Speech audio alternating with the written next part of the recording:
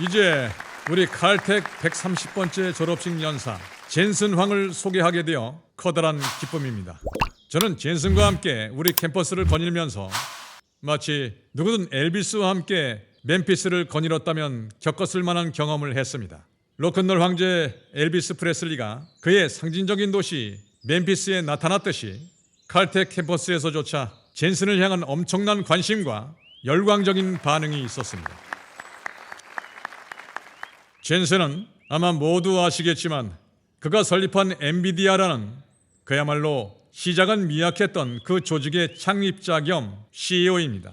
가속 컴퓨팅 기술의 선구자이며 세계에서 가장 가치 있는 기업 중 하나입니다.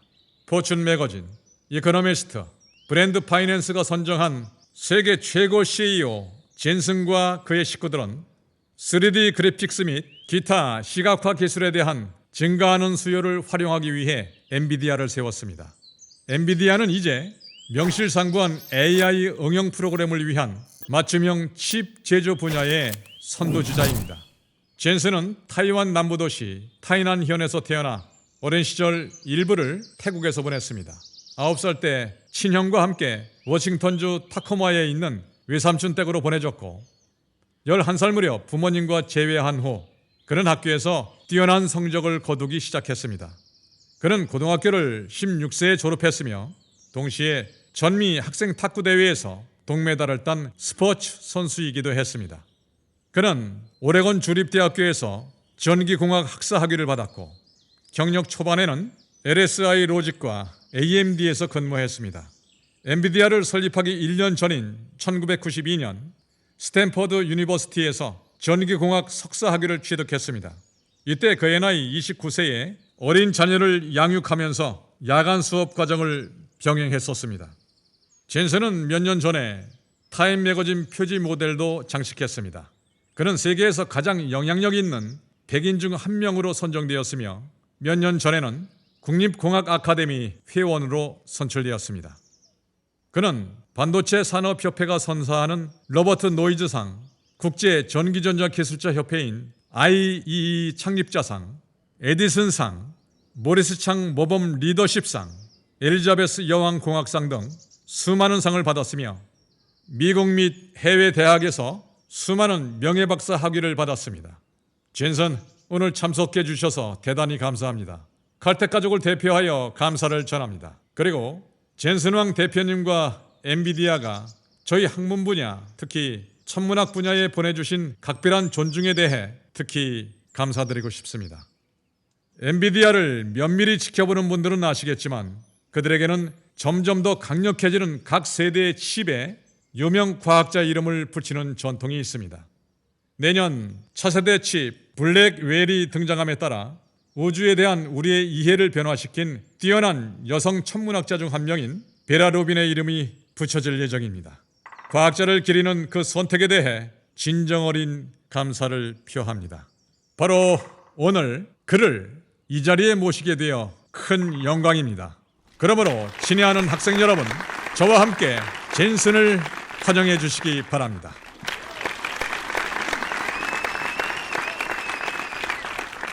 정말이지 그 모든 소개 말씀을 듣고 있자니 몸둘 바를 모르겠습니다. 친절한 소개는 감사드립니다만 제 자신에 대해 듣는 게 영 내키지는 않네요. 그리고 잠시 괜찮으시다면 박수 한번 부탁드려도 될까요?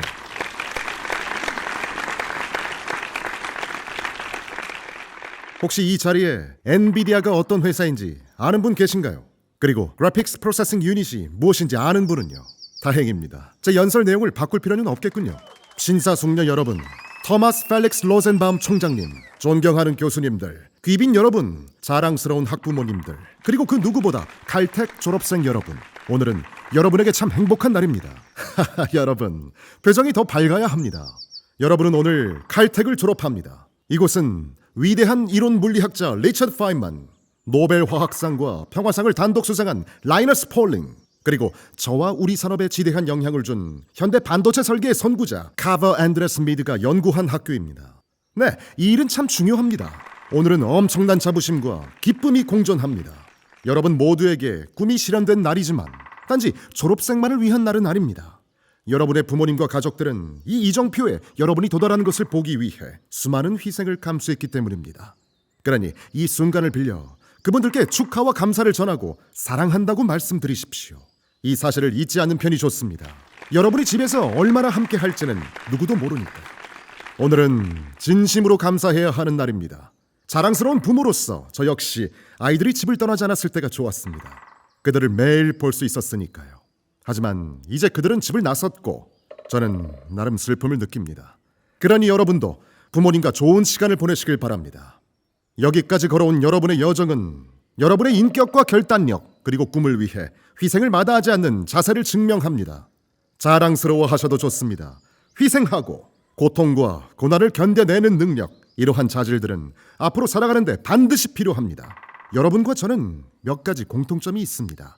엔비디아 수석과학자 빌 데일리는 1986년 여기서 컴퓨터 사이언스 박사를 취득했고, 데이빗 커크는 MIT에서 석사를 마친 뒤 HP에서 엔지니어로 근무하다 1993년 바로 이곳 칼텍에서 컴퓨터 사이언스로 박사를 마쳤습니다. 그리고 제가 오늘 이 연설을 하는 이유 중 하나는 사실은 채용을 위해서입니다. 그래서 말씀드립니다만 엔비디아는 정말 대단한 회사이고 저는 아주 멋진 상사이며 널리 사랑받고 있습니다. 엔비디아로 오십시오. 여러분과 저는 과학과 공학에 대한 열정을 나누고 있습니다. 비록 약 40년 정도 시간차가 있긴 하지만 우리 모두 각자 경력에서 피크에 서 있으니까요. 엔비디아와 저에게 꾸준히 관심을 가져오신 분들이라면 제 말뜻을 이해할 겁니다. 다만 여러분의 경우 앞으로 수많은 피크를 더 맞이할 수 있습니다. 저는 단지 오늘이 나의 피크가 아니기를 바랄 뿐입니다. 결코 피크가 아니기를요. 그래서 저는 앞으로 더 많은 피크들을 맞이하기 위해 여느 때처럼 열심히 노력하고 있습니다. 작년 저는 타이완 유니버시티에서 졸업 축사를 할 영광을 누렸습니다. 그 자리에서 저는 엔비디아의 여정과 우리가 배운 교훈들 중 졸업생들에게 가치 있을 만한 몇 가지 이야기를 나누었습니다. 솔직히 고백하자면 저는 조언하기를 즐기지 않습니다. 특히 다른 사람 자녀에게는요. 그래서 오늘 저의 조언은 제가 즐겨 했던 몇몇 이야기와 제가 누렸던 삶에 뒤섞인 경험에 주로 감춰져 있을 겁니다. 저는 아마도 오늘날 전 세계 테크 기업 중 가장 오랫동안 CEO 자리를 지키고 있는 사람일 겁니다. 지난 31년이라는 긴 세월 동안 숨가쁘게 변하는 이 업계에서 저는 엔비디아를 도산시키지도 않았고 일에 대한 열정을 잃지도 않았으며 무엇보다 해고당하지 않고 이 자리를 지켜왔습니다. 그 덕분에 1993년 얼마 안 되는 창업 자금으로 시작했던 엔비디아를 무에서 유로 일궈오는 그 과정에서 정말이지 돈 주고 살 수 없는 값진 경험들을 누리는 거대 특권을 가져왔습니다. 저는 병렬 컴퓨팅 플랫폼인 쿠다를 만들기까지 길고도 험한 여정에 대해 이야기했습니다. 초창기에는 업계의 비웃음을 사기도 했지만 우리가 20년 이상 끈질기게 매달려 결국 완성해낸 바로 그 쿠다가 오늘날 AI와 과학 컴퓨팅 분야를 뿌리부터 뒤흔들고 있습니다. 또한 회사의 존립마저 위태롭게 했던 세가와 함께 진행한 게임 콘솔 개발 프로젝트가 결국 무산되었던 뼈아픈 경험에 대해서도 이야기했습니다. 바로 그 절체절명의 순간에 바로 이곳 칼텍이 배출한 위대한 물리학자 리처드 파인만이 평생토록 강조했던 지적인 정직함, 즉 현실을 냉철하게 직시하고 인정하는 용기, 그리고 겸손함이 위기에 처한 우리 회사를 어떻게 구해냈는지 설명했습니다. 단순히 실패를 인정하고 도망치듯 물러서는 퇴각이 아니라 더 큰 도약을 위해 현실을 받아들이고 과감히 방향을 트는 전략적 후퇴가 때로는 어째서 우리의 가장 강력한 생존 전략이자 성장 동력이 되었는지에 대해서도 밝혔습니다. 앞서 타이완 대학교 졸업식에서 제가 언급했던 교훈들은 어찌 보면 기본 통념과는 상반되는 것들이었습니다. 그럼에도 저는 졸업생들에게 우리 시대의 가장 파급력이 큰 기술, 바로 AI를 정면으로 마주하고 깊이 파고들라고 독려했습니다. 이 점에 대해서는 뒤에 좀 더 이야기하겠지만 사실 여기 계신 여러분 모두 이미 AI에 대해 너무나 잘 알고 계실 겁니다. AI에 대한 이야기가 온 세상을 뒤덮고 우리네 일상에 깊숙이 둘러싼 지금 이를 외면하기란 사실상 불가능합니다. 그러니 당연하게도 저는 여러분 모두가 AI를 두려워 말고 즐기기를 바랍니다. 직접 사용하고 부딪혀 보면서 때로는 놀라운 결과를 얻기도 하고 때로는 마법 같은 순간을 경험하기도 하며 또 때로는 실망스러운 결과에 고개를 젓거나 예상치 못한 발견에 가슴 뛰는 그런 체험을 해보시길 바랍니다. 중요한 태도는 AI를 즐겨야 한다는 사실입니다. AI와 끊임없이 교류하고 씨름해야 합니다. 왜냐하면 AI는 너무나 빠르게 발전하고 있기 때문입니다. 제가 아는 한 인류 역사상 이렇게 동시다발적으로 여러 영역에서 기하급수적으로 발전하는 기술은 AI가 유일합니다. 그 변화의 속도는 정말이지 현기증이 날 정도입니다. 그래서 저는 타이완 대학교 학생들에게 뛰라고, 걷지 말고 재빨리 뛰어서 AI 혁명에 동참하라고 조언했습니다. 그런데 불과 1년이 지난 지금 세상이 얼마나 많이 또 얼마나 빠르게 변했는지 가히 믿기 어려울 정도입니다. 그래서 오늘 저는 제가 서 있는 이 자리에서 여러분이 곧장 마주하게 될 이 세상 중대한 변화 몇 가지를 나누겠습니다. 지금 일어나고 있는 이 엄청난 변화들은 여러분이 반드시 본능적으로 감지하고 이해해야 합니다. 이유인즉 이런 변화는 여러분 개인으로서 삶뿐만 아니라 산업 전체에 지대한 영향을 미치기 때문입니다. 그리고 부디 여러분 앞에 펼쳐진 이 엄청난 기회를 꼭 붙잡으시길 바랍니다. 지금 컴퓨터 산업은 그 가장 근본적인 토대부터 완전히 뒤바뀌고 있습니다. 마치 건물뼈대부터 바꾸듯이요. 컴퓨팅 기술 시대의 모든 계층이 변하고 있으며 그 결과 머지않아 모든 산업 역시 완전히 새로운 모습으로 탈바꿈하게 될 것입니다. 그 이유는 아주 명백합니다. 오늘날 컴퓨터는 지식을 위한 가장 중요한 단일 도구이기 때문입니다. 그리고 컴퓨터는 모든 개별 산업과 모든 과학 분야의 근간을 이룹니다. 우리가 컴퓨터를 이토록 근본적으로 바꾸고 있다면 이는 당연히 모든 산업에 걸쳐 파급 효과를 낳을 수밖에 없습니다. 이 점에 대해서는 잠시 후에 다시 이야기하겠습니다. 여러분이 앞으로 산업계에 뛰어들 때 지금 세상이 어떻게 돌아가고 있는지 알 필요가 있습니다. 현대 컴퓨팅 역사는 IBM 시스템 360으로 거슬러 올라갑니다. IBM 시스템 360은 제가 처음 배웠던 아키텍처 매뉴얼입니다. 하지만 이제는 여러분이 굳이 그걸 배울 필요는 없습니다. 그 이후로 훨씬 더 나은 설명과 개선된 아키텍처들이 많이 등장했으니까요. 제 학부생 시절 1980년대에 배웠던 컴퓨터 아키텍처, 즉 IBM 시스템 360은 그 당시 매우 중요했습니다. 실제로 시스템 360의 기본 개념과 아키텍처 그리고 당대 핵심 전략들은 오늘날에도 여전히 컴퓨터 산업 전반에 영향을 미치고 있습니다. 시스템 360은 제가 태어난 바로 그 다음 해에 소개됐습니다. 그리고 80년대에 저는 카버 미드와 린 콘웨이가 쓴 Introduction to VLSI 시스템으로 칩 설계를 배운 최초의 초대규모 집적회로 엔지니어 세대 중 한 명이었습니다. 그 기념비적인 교과서를 여전히 칼텍에서 가르치는지 모르겠습니다. VLSI 시스템 개론서로 꼭 쓰여야 할 텐데 말입니다. 칼텍의 카버 미드 교수가 선도한 칩 설계 방법론 연구와 집적회로 설계를 혁신한 바로 그 교과서 덕분에 저희 세대는 소위 슈퍼 자이언트 칩과 궁극적으로 CPU까지 설계할 수 있게 됐습니다. 센트럴 프로세싱 유닛은 기하급수적인 컴퓨팅 성장을 이끌었습니다. 성능 향상과 놀라운 기술 발전, 즉 무어의 법칙이라 불리는 이 동력은 IT 혁명을 촉발했습니다. 우리가 그리고 제 세대가 경험한 이 산업혁명은 인류가 이전에 본 적 없는 대량 생산 시대를 열었습니다. 이는 바로 눈에 보이지 않으면서도 복제는 아주 쉬운 것, 소프트웨어 대량 생산이었습니다. 그리고 이는 3조 달러 규모의 소프트웨어 산업을 탄생시켰습니다. 제가 여러분 자리에 앉아 있었을 때 IT 산업은 그야말로 미미했습니다. 소프트웨어를 팔아서 돈을 번다는 생각은 그저 환상처럼 여겨졌습니다. 하지만 오늘날 소프트웨어는 가장 중요한 상품이자 기술이고 우리 IT 산업이 만들어내는 가장 중요한 창조물 중 하나입니다.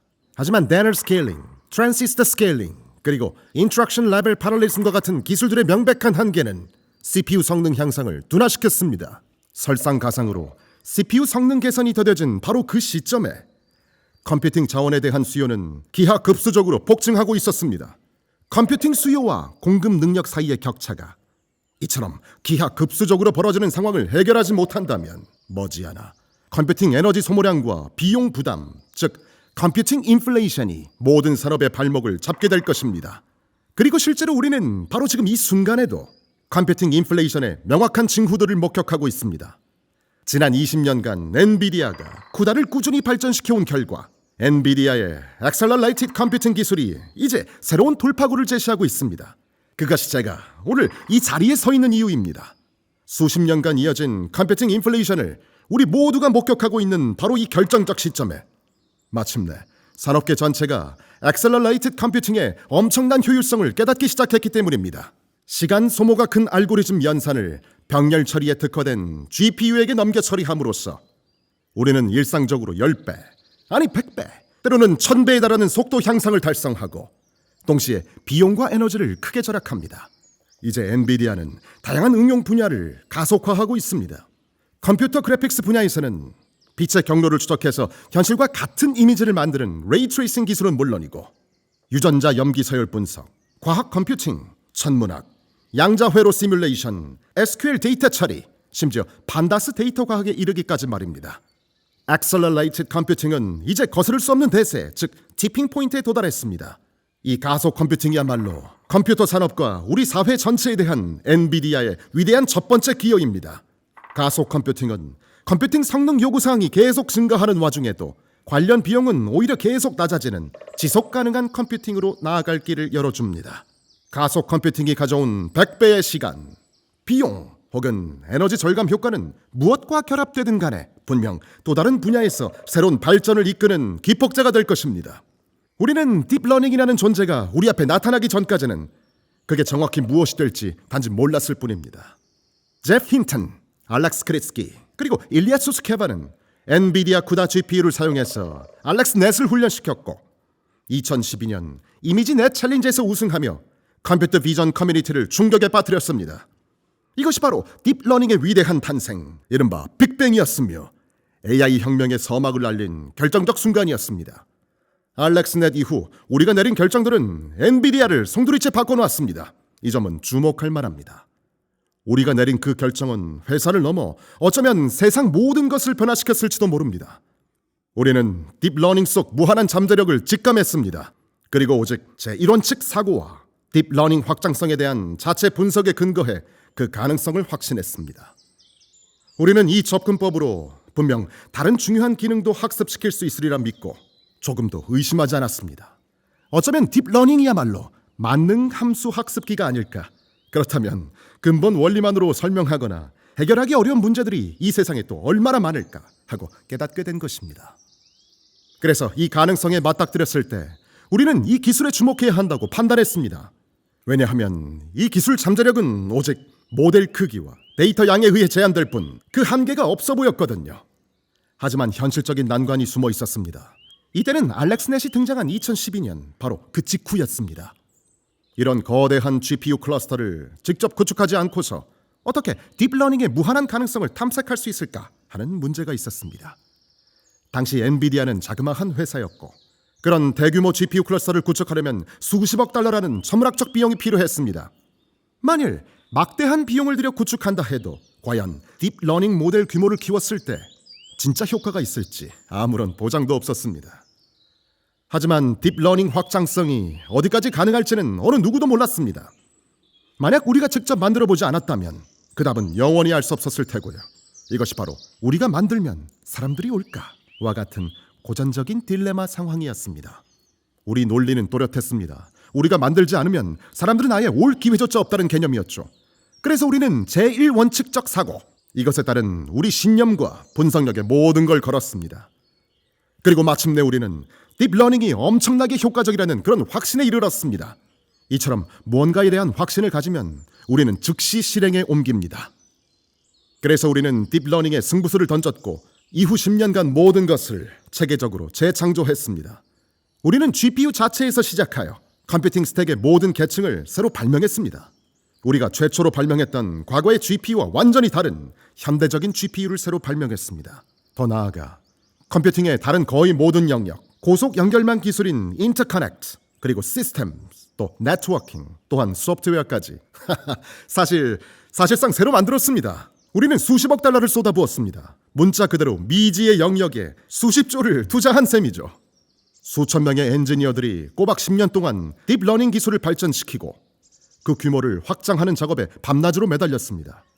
그러면서도 우리는 이 기술이 다다를 그 끝이 어디인지 정확히 예측하지 못했습니다. 또다시 수십억 달러를 투자했습니다.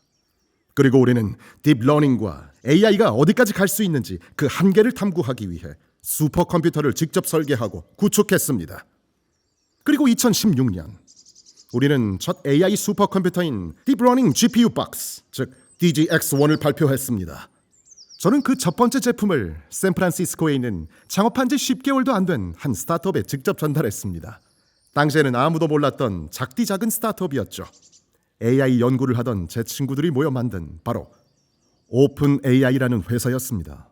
시간이 흘러 2022년 알렉스넷 이후 딱 10년 만입니다. 그 사이 컴퓨팅 성능은 100만 배 증가했습니다. 네, 100만 배요. 한번 상상해 보십시오. 여러분의 노트북 성능이 지금보다 100만 배 더 강력해진다면 어떻겠습니까? 그렇게 컴퓨팅 성능이 100만 배 향상된 후 오픈 AI는 챗GPT를 세상에 내놨고 AI는 마침내 메인스트림이 되었습니다. 바로 이 10년 동안 엔비디아는 스스로를 완전히 탈바꿈시켰습니다. 많은 분들이 기억하는 초창기의 엔비디아, 즉 GPU를 만들던 그래픽 회사에서 이제는 거대한 데이터 센터 규모의 슈퍼컴퓨터를 구축하는 AI 컴퍼니로 말이죠. 우리는 회사 자체를 완전히 변태시켰을 뿐만 아니라 컴퓨팅이라는 개념 자체를 교과서적으로 송두리째 바꿔놔버렸습니다. 오늘날 컴퓨팅이 작동하는 근본 방식은 완전히 뒤바뀌었습니다.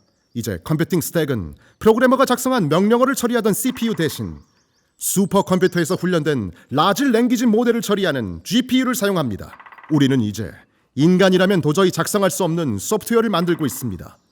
불과 10년 전만 해도 인간이 상상조차 할 수 없었던 기능들을 수행하는 그런 소프트웨어 말입니다. 컴퓨터는 이제 명령 기반이 아니라 의도 기반으로 작동합니다. 컴퓨터에게 무엇을 원하는지만 말하면 어떻게 할지는 컴퓨터가 알아서 파악합니다. 마치 사람처럼 미래의 AI 애플리케이션들은 주어진 임무를 이해하고 스스로 추론하고 계획하며 여러 LLM으로 구성된 팀을 조율하며 과제를 수행할 것입니다. 미래의 애플리케이션들은 마치 우리가 일하는 방식과 아주 비슷하게 작동할 겁니다. 즉, 여러 전문가로 팀을 꾸리고 필요한 도구를 활용하며 함께 추론하고 계획해서 주어진 임무를 완수하는 방식입니다. 전문가 팀을 구성하고 도구를 사용하고 추론하고 계획하면서 우리 임무를 실행합니다. 소프트웨어, 그리고 소프트웨어가 할 수 있는 일의 범위는 완전히 달라졌습니다. 우리 IT 산업조차 변화하고 변태하는 과정에서 세상에 없던 또 다른 산업, 완전히 새로운 산업을 탄생시켰습니다. 지금 우리 코앞에서 새로운 산업이 만들어지고 있습니다. 이제 AI 인풋과 아웃풋은 토큰입니다. 여기 계신 엔지니어분들은 제가 뭘 말하는지 아시겠죠? 토큰은 인공지능이 글을 읽어놨을 때 문장을 자잘하게 쪼갠 기본값입니다. 레고 블록 같은 거죠. 이 토큰은 천문학적 데이터를 학습해서 의미나 뉘앙스, 다른 토큰들과 연결된 관계를 파악합니다. 그러나 간단히 말하면 토큰은 지능을 내포한 부동소수점 숫자들입니다. 인공지능은 토큰을 벡터로 변환해서 인식하니까요. 기업들은 이제 과거에 존재하지 않았던 완전히 새로운 종류의 데이터 센터를 짓고 있습니다. 이 데이터 센터는 지능형 토큰 생산에 특화되어 있습니다. 본질적으로 말하면 AI 팩토리, 인공지능 공장인 셈입니다. 과거 산업혁명 시절 니콜라 테슬라가 발명했던 AC 발전기처럼 우리에게는 이제 AI 토큰 생성기가 있습니다. 이것들이 바로 새로운 산업혁명에서 연기를 내뿜는 공장이 될 것입니다. 기존에는 에너지나 전기를 생산하는 거대 산업들이 있었습니다. 이제 우리에게는 소프트웨어라는 눈에 보이지 않는 것을 생산하는 거대 산업이 있습니다.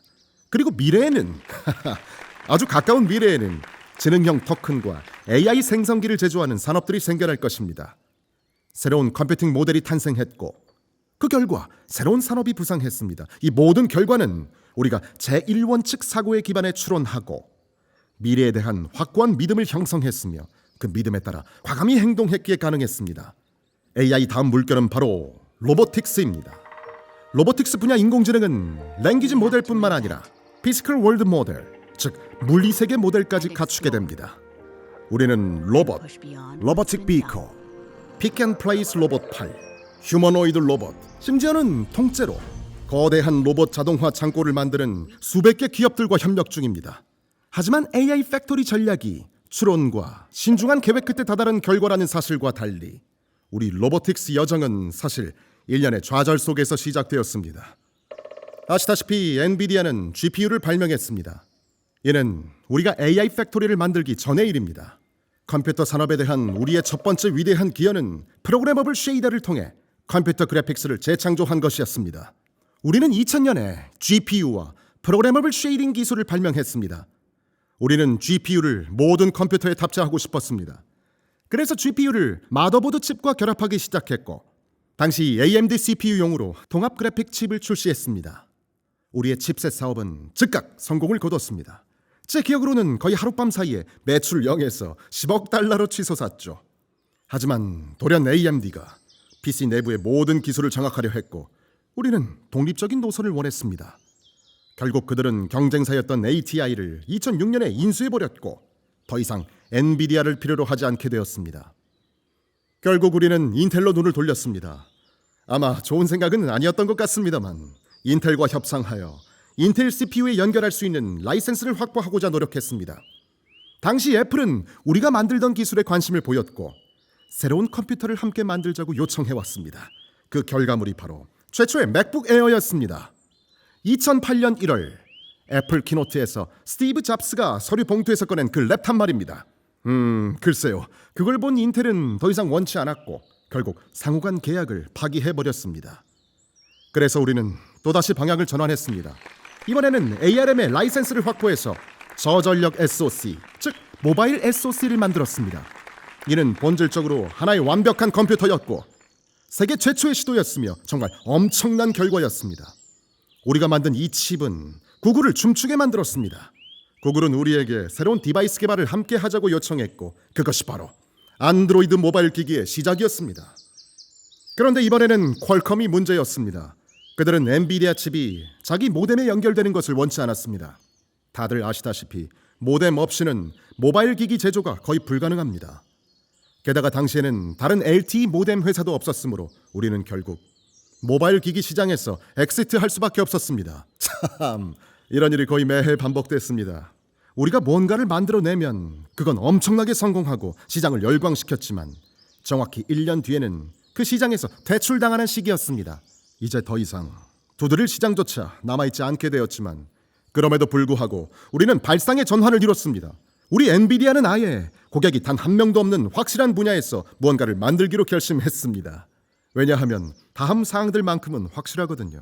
고객이 없는 곳에는 당연히 경쟁자도 없고 그 누구도 당신에게 신경조차 쓰지 않는다는 사실 말입니다. 그래서 우리는 고객이 전무한 시장, 말 그대로 $0 시장을 택했습니다. 그것은 바로 로보틱스였습니다.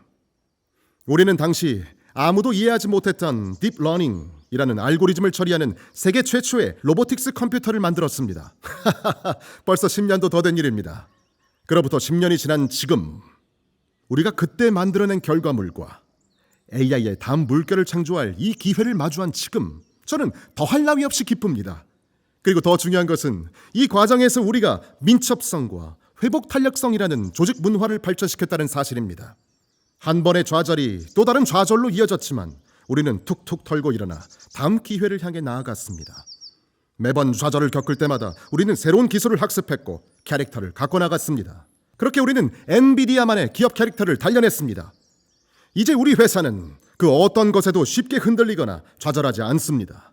최근 우리에게 닥치는 몇몇 장애물도 기회로 보일 정도입니다.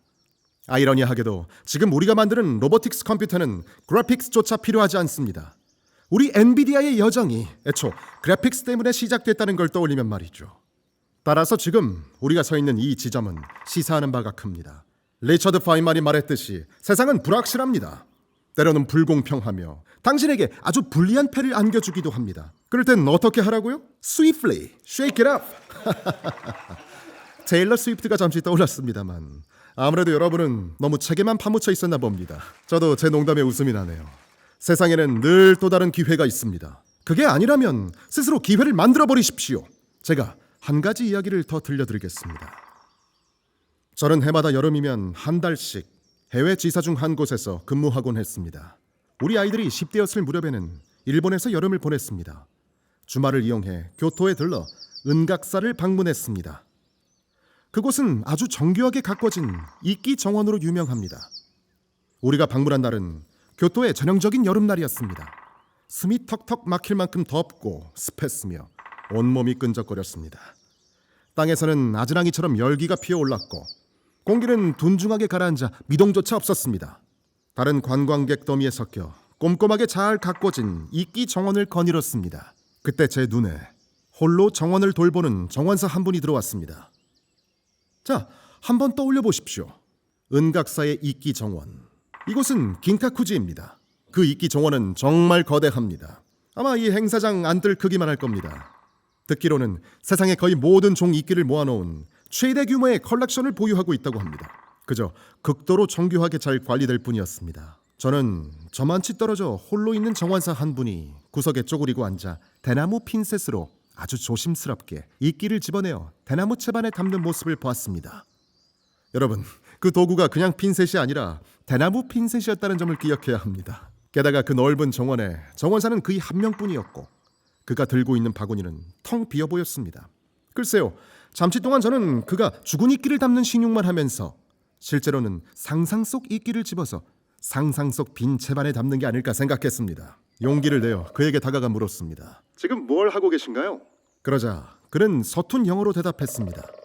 죽은 이끼를 골라내고 있습니다.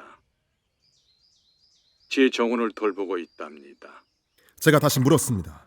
하지만 정원이 너무 넓잖아요. 정원사가 답했습니다. 저는 25년 동안 제 정원을 돌봤습니다. 시간은 충분합니다. 바로 그 순간이 제 인생에서 가장 심오한 깨달음의 순간이 되었습니다. 그 경험은 제게 정말 중요한 뭔가를 가르쳐 줬습니다. 그 정원사는 자신의 기술, 자신이 평생 해야 할 일에 온전히 헌신하고 있었던 겁니다. 그리고 여러분이 어떤 일을 하든 이처럼 온전히 헌신한다면 여러분에게도 시간은 매번 충분할 것입니다. 저는 매일 아침 항상 똑같은 방식으로 시작합니다. 가장 우선순위가 높은 일부터 착수하는 것이죠. 제게는 극도로 명료한 우선순위 목록이 있고 늘 리스트 최상단부터 출발합니다. 그래서 제가 본격적으로 회사 업무를 시작하기도 전에 제 하루는 이미 성공으로 출발한 셈이죠. 그날 가장 중요한 일을 이미 끝냈으니 나머지 시간을 이타적으로 온전히 사용할 수 있습니다. 심지어 누군가 제 시간을 빼앗고 미안하다면서 사과할 때면 저는 다음과 같이 답합니다. 괜찮습니다. 저는 시간이 아주 많거든요. 그리고 실제로도 시간이 많습니다. 자, 졸업생 여러분, 여러분보다 미래를 맞이할 준비가 더 잘 된 이들은 흔치 않습니다. 여러분은 자기 자신에게 헌신했고 정말이지 열심히 임했으며 세계 최고 명문 학교 중 한 곳에서 월드 클래스 교육을 받았습니다. 이제 여러분이 다음 단계로 나아갈 때 제가 앞서 들려드린 배움이 각자 삶의 여정에 조금이나마 도움되기를 바랍니다. 저는 여러분이 무언가를 믿기를 바랍니다. 특히 비전통적이고 아직 탐험되지 않은 무언가를 강력하게 믿기를 바랍니다. 다만 그 믿음은 충분한 정보와 합리적 추론에 기반해야 합니다. 그런 다음 그 상상 속 밑그림을 현실로 가져오기 위해 온전히 헌신하십시오. 그렇게만 한다면 여러분은 자신만의 GPU를 발견하게 될지도 모릅니다. 자신만의 쿠다를 찾아낼 수도 있습니다. 자신만의 생성형 AI를 만들 수도 있습니다. 하물며 여러분만의 엔비디아를 세우지 못할 이유도 없습니다. 제가 산 증인이니까요. 저는 여러분이 좌절을 새로운 기회로 받아들이기를 바랍니다. 여러분이 겪는 고통과 고난은 여러분이 만든 캐릭터와 회복 탄력성 그리고 민첩성을 단련시킬 것입니다. 그리고 이런 것들이야말로 궁극의 슈퍼파워입니다. 제가 가진 여러 능력 중에서 가장 중요하게 여기는 것을 꼽으라면 지능은 결코 최상위에 있지 않습니다. 오히려 고통과 고난을 견뎌내는 능력, 아주 오랜 시간 동안 무언가에 전념하는 능력, 좌절을 딛고 바로 눈앞에 펼쳐진 기회를 포착하는 능력, 이런 것들이야말로 제가 가진 궁극의 슈퍼파워입니다. 저는 여러분 각자가 그 초능력을 갖길 바랍니다. 자신만의 일을 찾기를 바랍니다. 첫날부터 바로 결정할 필요는 없습니다. 아니, 조만간 결정하지 않아도 됩니다. 하지만 언젠가는 여러분이 평생을 바쳐 완성하고 관련 기술을 끊임없이 연마하며 마침내 평생의 업으로 삼고 싶은 바로 그 일을 찾게 되기를 바랍니다. 그리고 마지막으로 여러분 삶의 우선순위를 정하십시오.